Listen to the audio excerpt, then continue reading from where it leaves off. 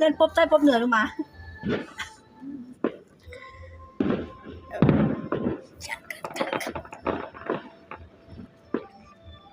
ดิงดิงดิง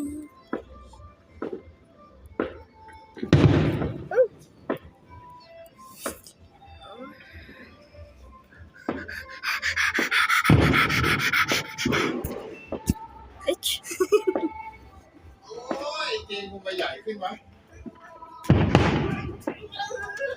ได้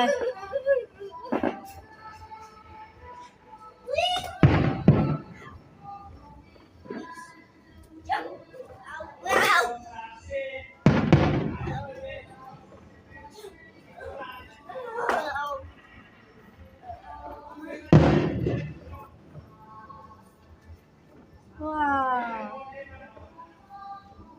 แต่กระสุนสั้นไปได้ว้าว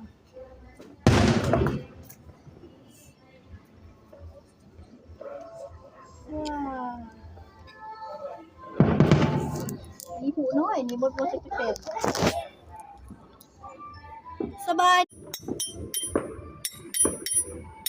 เป็นดอกไม้เลย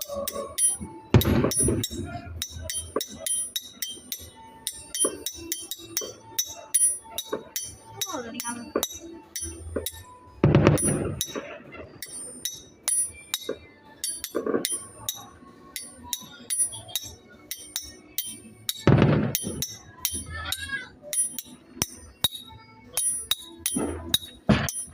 นี่รับเร็วแล้ว อะบ้านนั้นได้แล้วบ้านนั้นน่ะ ต่อไม่โอ้ยเจ้า หมดแล้วว่านู้นว่าอะไรก่อให้มันเดือนหนึ่งตีอยู่เนาะ บ้าให้อะไร เอามันหาลูกค้ามาเนาะปกติเขากระจายกับเจ้าเดือนนึ มี ง ลูกค้าอยู่ในมือ ปกติเขาจะหานั่นให้กับเจ้าเดือนนึงแล้วเขาก็ให้ เงินเลยเงินนี่ไม่ใช้ซื้อขนมไปฝากเอามันไม่ได้เป็นนายหน้าแล้วไปฝาก เอามันจะหามามันว่าเขาจะเดาน่ะมันขายเขาได้น่ะเขาที่เอาไว้สองเฮ้ย ใช้สาระ